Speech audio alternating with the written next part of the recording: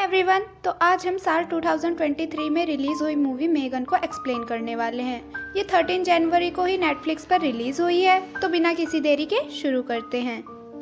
तो फिल्म की शुरुआत होती है एक कमर्शियल से। उस कमर्शियल में एक एआई रोबोट होता है और हम देखते हैं कि वहाँ हर बच्चे के पास एक वैसा ही रोबोट है। वो उससे खेलते हैं और माँ बाप की भी जिम्मेदारी इसकी वजह से कम हो गई है। और उसी एआई रोबोट से वे बच्चे काफ़ी कुछ लर्न भी करते हैं और बहुत कुछ सीखा भी करते हैं। और पेरेंट्स भी इससे काफ़ी खुश होते हैं कि उनको बच्चों को कंपनी भी मिल गई है और उनकी जिम्मेदारियां भी कम हो गई हैं। फिर इसके बाद हम एक बच्ची को देखते हैं, कैडी। वो अपने पेरेंट्स के साथ कहीं जा रही होती है, तभी उसके पेरेंट्स कार में ही लड़ाई करने लगते हैं और उनका ध्यान भटकने की वजह से उनका एक भयानक एक्सीडेंट हो जाता है, जिसमें कि पेरेंट्स तो मर जाते हैं और कैडी बच जाती है। कैडी को इस बात से काफ़ी सदमा लगा था कि उसके पेरेंट्स नहीं रहे और वो बहुत ही लोनली फील करने लगी थी। और उसकी कस्टडी उसकी मौसी को मिल जाती है और कैडी की मौसी ने ही उन एआई रोबोट्स को बनाया होता है जो कि हर बच्चे के पास होता है। उस रोबोट को कैडी की मौसी ने ही इनपुट किया था और उसे स्मार्टफोन से कंट्रोल किया जा सकता था। इसके बाद कैडी की मौसी यानी जेमा अपनी कंपनी में चली जाती है और वहाँ वो अपनी टीम के साथ एक ऐसा रोबोट डिज़ाइन कर रही थी जो एकदम इंसानों की तरह सोच समझ सके और वो बिल्कुल इंसानों की तरह ही दिखे। लेकिन जेमा उसे क्रिएट नहीं कर पा रही थी क्योंकि उससे हर बार कोई ना कोई गलती हो जा रही थी। और उसका बॉस वो भी उस पर गुस्सा करता है, कहता है कि तुमने सारे फंड्स इन बकवास चीज़ों को बनाने में वेस्ट कर दिए, अब तुम्हें कोई भी पैसा नहीं मिलेगा और जो तुम्हारे पास पैसे बचे हैं तुम्हें उसी से एक रोबोट डिज़ाइन करना होगा, वो भी जल्द से जल्द। साथ ही साथ उनकी राइवल कंपनी ने सेम वैसा ही रोबोट बना लिया था जैसा कि जेमा ने डिज़ाइन कर रखा था और वो उसे आधे दाम में बेच रहे थे, जिसकी वजह से जेमा की कंपनी को काफ़ी लॉस हो रहा था। उसका बॉस उसे जल्दी से जल्द काम ख़त्म करने के लिए कहता है। का बॉस उसे फाइनल वार्निंग देते हुए कहता है कि तुम जल्दी से काम ख़त्म कर लो, नहीं तो मैं तुम्हारी जगह किसी और को हायर कर लूँगा। जेमा इस वजह से काफ़ी डिप्रेशन में थी क्योंकि उसकी जॉब छूटने की कगार पे थी।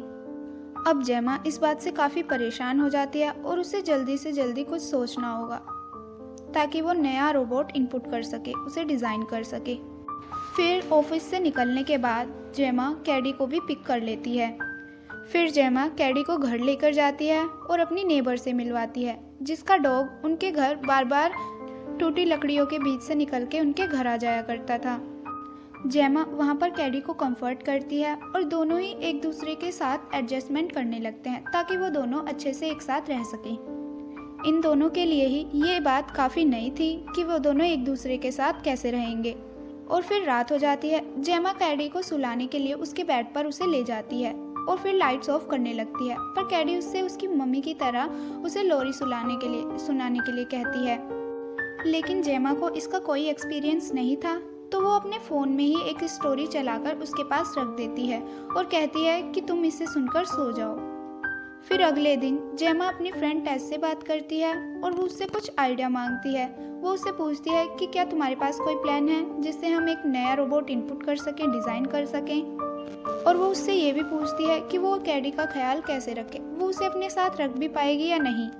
और तभी लीडिया नाम की एक थेरेपिस्ट उनके घर आती है और फिर वो उनके घर कुछ समय बिताती है और उन दोनों को ऑब्जर्व करके वहाँ से चली जाती है। जाते जाते लीडिया जेमा से कह देती है, अगर तुम दोनों को एक साथ रहना है और अगर तुम्हें कैडी की कस्टडी लेनी है तो तुम्हें उसके साथ एडजस्टमेंट करनी ही होगी।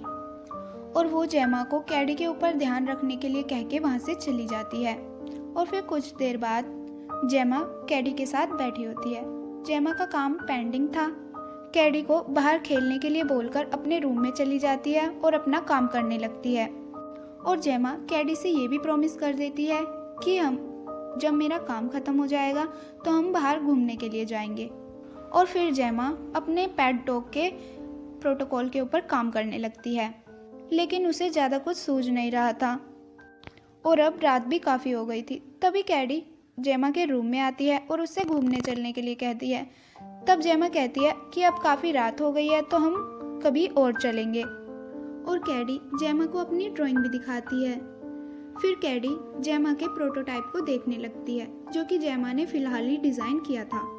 फिर कैडी उसके पास ही रखे हुए एक रोबोट को देखने लगती है जो कि जेमा ने अपने कॉलेज टाइम में बनाया था और ये थोड़ा बहुत सेंस करता है।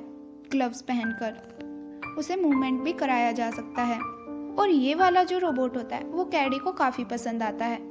वो उसे देखकर काफ़ी खुश होती है और जेमा से कहती है कि आप इसे ही कंटिन्यू करें, आप इसे ही पूरा कर दे बनाकर। और वो खुशी खुशी में उससे कहती है कि अगर ऐसा टॉय उसके पास होगा तो फिर उसे कोई भी टॉय की ज़रूरत नहीं होगी। और तभी जेमा को एक आइडिया आता है। वो सोचती है क्यों ना सस्ते रोबोट की जगह वो एक एआई रोबोट बनाए जो कि बच्चों के साथ खेलेगा और बच्चे उसके साथ रहेंगे तो वो काफ़ी खुश रहेंगे। वो एक फ्रेंडली रोबोट बनाने के लिए सोच रही थी, तो वो उस काम के लिए लग जाती है क्योंकि इससे बेहतर क्या ही हो सकता है। बेसिकली जेमा अपनी रिस्पॉन्सिबिलिटी घटाने के लिए और कैडी के साथ एक कंपनी देने के लिए उस रोबोट को इजाद करना चाहती थी ताकि उसे कम काम करना पड़े और कैडी पर भी कम ध्यान देना पड़े, वो उसकी हर चीज़ में हेल्प कर पाएगा। फिर जेमा अपने उस रोबोट को लेकर आती है लैब में से जो कि खराब हो गया था और अपने प्रॉक्सी रोबोट में वो उसी की तरह सेटिंग करने लगती है। वो उस रोबोट में सेंसर लगाती है और विजन्स के लिए उसमें कैमरा इनपुट करती है और वो उसके अंदर एक चिप जैसा बॉक्स डाल देती है जिसमें कि उसकी सारी फीलिंग्स स्टोर होगी और वो कुछ कुछ सोच पाएगा। वो उसे सिलिकॉन की स्किन चढ़ा देती है और वो एकदम ह्यूमन की तरह दिख रहा था और इस तरह से अब जेमा का रोबोट तैयार हो जाता है और वो उसका नाम मेगन रखती है। यहाँ मेगन के नाम में ई की जगह 3 होता है, इसका मतलब मॉडल 3 जनरेशन एंड्रॉयड। जेमा ने इसी के साथ साथ उसके अंदर कुछ कोड्स भी इनपुट कर दिए थे जिससे कि वो काफ़ी हद तक सिचुएशन को हैंडल कर सके और जितने भी इमोशंस उसके अंदर हैं वो सारे उस कोड में इनपुट हो जाएं। और बाकी जितनी भी इम्पोर्टेंट थिंग्स थी वो जेमा ने मेगन के अंदर इंस्टॉल की थी क्योंकि जेमा ने उस रोबोट को बच्चों के लिए बनाया था और उनके साथ रहने के लिए उसे सब कुछ आना भी ज़रूरी था, इसलिए उसने उसे इस तरह इंस्टॉल किया था, उसे इस तरह इनपुट किया था। मगर अब भी मेगन की टेस्टिंग बाकी थी। फिर हमें जेमा के बॉस को दिखाया जाता है। जेमा ने अपने बॉस डेविड के लिए एक सेटअप तैयार किया था जिसमें कि वो उसे प्रेजेंट करेंगी। हम देखते हैं कि मेगन कैडी के साथ काफ़ी अच्छे तरीके से सभी सिचुएशन हैंडल कर रही थी। मेगन ने कैडी को खुश कर दिया था उसकी एक पेंटिंग बनाकर। कैडी इससे काफ़ी खुश हो जाती है। फिर वो थोड़ी देर बाद अपने पेरेंट्स को याद करके इमोशनल भी हो जाती है। तब मेगन उसे कंसोल करती है और वो उसे साथ ही एक पोएम भी सुनाती है जिसे सुनकर कैडी काफ़ी खुश हो जाती है। जेमा का बॉस होता है वो उस रोबोट को देखकर काफ़ी खुश हो जाता है क्योंकि अब वही फ्यूचर था, वही बच्चों के साथ रहेगा। जेमा के बॉस को मेगन काफ़ी पसंद आ गई थी तो वो बोर्ड मेंबर्स के सामने भी उसकी प्रेजेंटेशन करने के लिए मान जाता है जिससे कि जेमा बहुत ही ज़्यादा खुश हो जाती है क्योंकि बोर्ड मेंबर्स के सामने प्रेजेंट करने पर उसे जब अगर परमिशन मिल गई तो उनकी कंपनी काफ़ी अच्छी तरीके से ग्रो करेगी, यानी कि मेगन को अब कमर्शियली भी अवेलेबल कर दिया जाएगा। फिर जेमा कैडी और मेगन को अपने घर ले जाती है और जेमा कैडी के साथ काफ़ी क्वालिटी ऑफ टाइम स्पेंड करती है। जेमा कैडी को काफ़ी अच्छी अच्छी बातें सिखाती है और उससे हर छोटी बड़ी बात शेयर करती है और उससे पूछती है कि क्या तुम्हें कोई दिक्कत तो नहीं है। लेकिन कैडी अब मेगन की कंपनी पाकर काफ़ी खुश थी। वो हर टाइम खुश रहा करती थी और अब उसने अपने पेरेंट्स को भी याद करना छोड़ दिया था जिसे देखकर जेमा भी काफ़ी खुश थी। जेमा यहाँ पर ये सोचती है कि अगर बच्चे टॉयज़ के साथ अपना टाइम ज़्यादा स्पेंड करेंगे तो उन्हें अपना काम करने के लिए ज़्यादा टाइम मिलेगा। और हम यहाँ पर ये समझ पाते हैं कि जेमा अपनी रेस्पॉन्सिबिलिटीज़ घटाने के लिए ये सब कर रही है। फिर जेमा एक दिन मेगन को लेकर अपने लैब जाती है और वहाँ पर वो टेस को भी बुलाती है। वो टेस को अपना रोबोट दिखाती है। तब टेस उससे कहती है कि इसका क्या फ़ायदा जब पेरेंट्स ही अपने बच्चों का ध्यान ना दें, वो अपना सारा वक्त टॉयज़ के साथ बिताएंगे तो पेरेंट्स की रिस्पॉन्सिबिलिटीज़ ही क्या रह जाएंगी। ये काम पेरेंट्स का होना चाहिए, ना कि टॉयज़ का और ना कि रोबोट का। तो टेस की इस बात पर जेमा कहती है कि वो अभी इन सब रिस्पॉन्सिबिलिटीज़ के लिए तैयार नहीं है। उसे कुछ भी आइडिया नहीं है कि बच्चों को कैसे हैंडल किया जाता है और वो साथ ही ये भी कहती है कि अच्छा है कि मेगन के साथ कैडी अपना ज़्यादातर समय बिता रही है, इससे वो अपने पेरेंट्स को भी भूल रही है, जिससे कि वो अपने शोरों से बाहर निकल रही है। अब मेगन ये मौत वाली बात सुनकर उसे एनालाइज करने लगती है और उसके बारे में सोचने लगती है। तो जेमा उसे सोचने के लिए स्टॉप कर देती है और कहती है कि तुम्हारा प्राइमरी कमांड है सिर्फ कैडी का ध्यान रखना। मेगन जेमा का कमांड एक्सेप्ट करती है और उसकी सेकेंडरी यूज़र अब जेमा बन जाती है और प्राइमरी यूज़र कैड। अब मेगन नेक्स्ट डे से ही कैडी का ध्यान रखने लगती है। वो देखती है कि कैडी को किसी भी चीज़ की ज़रूरत पड़े तो वो उसके लिए अवेलेबल करे, और वो अंदर ही अंदर कुछ सोच रही होती है। तभी वहीं पर जब कैडी अपने बो एंड एरो के साथ खेल रही होती है तो कैडी का एक एरो कहीं खो जाता है। मेगन उससे उसे ढूंढ के लाने के लिए कहती है। मेगन उस एरो को स्कैन करती है तो वो उस नेबर के घर होता है जिसके के पास एक डॉग है। मेगन जैसे ही उस एरो को उठाने के लिए जाती है तभी उस नेबर का डॉग मेगन पर अटैक कर देता है। कैडी उसे बचाने के लिए जाती है तो वो डॉग कैडी को काट लेता है। जेमा आकर कैडी को बचाती है और यहीं पर हम मेगन को देखते हैं। उसकी लुक्स काफ़ी क्रीपी लग रही थी और हम यहाँ पर ये समझ पाते हैं कि मेगन अब क्या सोच रही है, क्योंकि उसी रात मेगन उस डॉग के पास जाती है और उसे वो मारकर कहीं दफना देती है। और यहीं पर हम एक रोबोट का हॉरिबल फीचर देख सकते हैं। और नेक्स्ट डे ही अब बोर्ड प्रेजेंटेशन थी। कैडी से जेमा पूछती है कि अगर तुम तैयार नहीं हो तो तुम नहीं जाओगी, और अगर तुम जाना चाहती हो तो वो तुम्हारी मर्जी है। तब कैडी उसे जाने के लिए कह देती है, क्योंकि कैडी ही मेगन से पेयर्ड थी, उनके पास कोई और ऑप्शन नहीं था, इसलिए वो मान जाती है। और नेक्स्ट डे वो प्रेजेंटेशन के लिए जाते हैं। बोर्ड मेंबर्स को एक ह्यूमन और एक रोबोट के बीच की अंडरस्टैंडिंग देखकर काफ़ी अच्छा लगता है और वो मेगन को अप्रूव कर देते हैं। और अब मेगन को ऑफिशियली लॉन्च किया जाएगा। सभी बोर्ड मेंबर्स जेमा को कंग्रेचुलेट करते हैं और जेमा के कॉन्ट्रैक्ट को वे और अच्छा करने के लिए बोलते हैं। और तभी हमें यहाँ जेमा के बॉस के पर्सनल असिस्टेंट को दिखाया जाता है, जो कि जेमा के रोबोट की सभी डिटेल्स चुरा रहा होता है। और हम यहाँ ये भी समझ पाते हैं कि वही है जो दूसरी कंपनीज को जेमा के कोड्स देकर उनसे रोबोट बनवाता है और उन्हें आधे पैसों में बेचता है। फिर जेमा, कैडी और मेगन अपने घर चले जाते हैं। जेमा यहाँ कैडी से बात करने की कोशिश करती है, लेकिन कैडी सिर्फ मेगन से ही बात कर रही थी और उसी के साथ लगी हुई थी। जेमा उसे ऐसा करने के लिए मना करती है, लेकिन कैडी नहीं मानती, तो जेमा इसे इग्नोर कर देती है। और फिर नेक्स्ट डे लीडिया कैडी से मिलने आती है। वो उसका एक सेशन करती है जिसमें कि कैडी काफ़ी इमोशनल हो जाती है। तब वहाँ पर मेगन आ जाती है और वो लीडिया से कहती है कि तुम्हें कैडी को इमोशनल नहीं करना चाहिए था, जिससे कि लीडिया काफ़ी डर जाती है। और फिर लीडिया जेमा से बात करने के लिए जाती है। वो उससे कहती है कि तुम्हें उसे रोबोट के साथ नहीं रखना चाहिए, तुम्हें उससे खुद बात करनी चाहिए और तुम्हें उसके साथ टाइम स्पेंड करना चाहिए। तब जेमा उससे कहती है कि मेगन ने ही उसे उसके दुख से उभारा है, वो अब अपने पेरेंट्स को भी याद नहीं करती। तब लीडिया कहती है कि ये काफ़ी घातक है, अगर तुमने जल्दी ध्यान नहीं दिया तो तुम मुसीबत में आ सकती हो। और इतना सब कहकर लीडिया वहाँ से चली जाती है। और फिर रात हो जाती है। जेमा कैडी से डिनर टेबल पर कहती है कि अब तुम ठीक हो गई हो, तुम्हें अब स्कूल जाना चाहिए। तब कैडी उसकी बात पर यह कहती है कि वो अगर स्कूल जाएगी तो सिर्फ मेगन के साथ। जेमा उससे मना करती है कि मेगन स्कूल नहीं जा सकती, लेकिन कैडी के बार बार कहने पर जेमा मान जाती है और नेक्स्ट डे कैडी मेगन के साथ स्कूल जाती है। पर जेमा कैडी से एक शर्त रखती है। वो उससे कहती है कि तुम मेगन को एक टॉय टेबल पर ही रखोगी। कैडी इसके लिए मान जाती है और उसे क्लासरूम में लेकर चली जाती है। और हम देखते हैं कि उनके स्कूल में कुछ एक्टिविटीज़ करवाई जा रही हैं और वहीं पर एक लड़का होता है जो कि काफ़ी बदतमीज़ होता है। वो बच्चों को परेशान कर रहा होता है और उसका नेचर काफ़ी अब्यूजिव होता है। वो अपनी माँ को भी अब्यूज़ करता है। तब वहीं पर टीचर उस लड़के के साथ कैडी को जाने के लिए कहती है और चेस्टनट लाने के लिए बोल देती है। तब कैडी को उसके साथ जाना पड़ता है और मेगन भी उनके पीछे जाती है। तब वो वहाँ पर कैडी को परेशान करने लगता है। तभी वो लड़का वहाँ पर मेगन को देख लेता है और वो उसके पास जाकर उससे भी बदतमीज़ी करने लगता है। लेकिन मेगन बिना कमांड के कुछ भी नहीं कर सकती थी, इसलिए वो उसका कुछ भी जवाब नहीं देती। और तब वो लड़का मेगन को उठाकर वहाँ से भाग जाता है और कैडी उसे जोर जोर से आवाज़ लगाने लगती है।